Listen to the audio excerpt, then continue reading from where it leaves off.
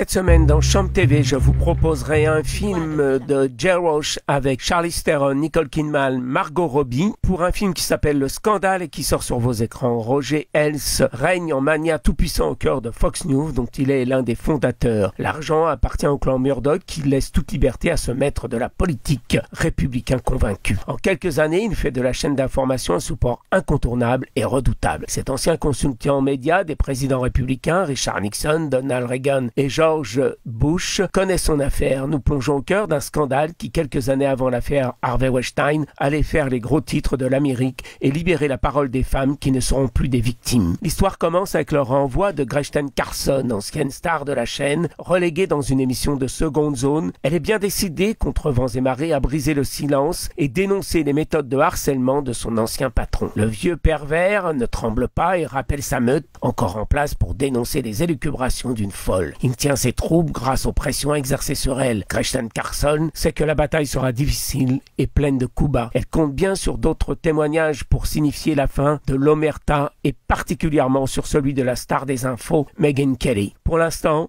cette dernière ne sait trop comment aborder le scandale, concentrée qu'elle est sur la campagne de Trump. Dans notre jeu d'échecs, il manque une dernière pièce, Kayla, une jeune journaliste bien décidée à conquérir sa place. Est-elle prête à dénoncer le traitement infâme dont elle a été victime? Tout est en place pour que tombe le premier domino d'une longue série qui n'est pas encore finie. Gretchen Carlson, la présentatrice vedette de Fox News, a lâché une bombe aujourd'hui. Qu'est-ce qu'elle fait? Elle va détruire ma chaîne.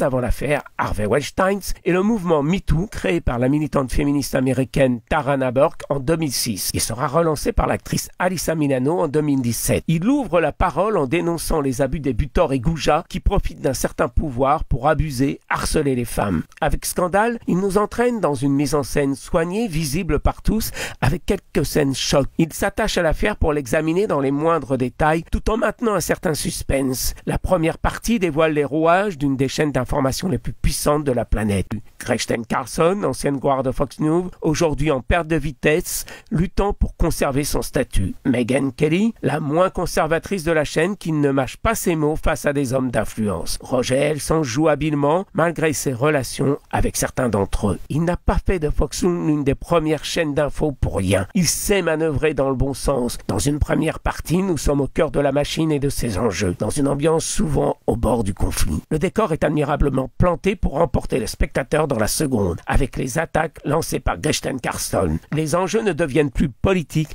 mais moraux, au cœur de la machine elle-même. Il y a quelque chose de pourri au royaume de Fox News.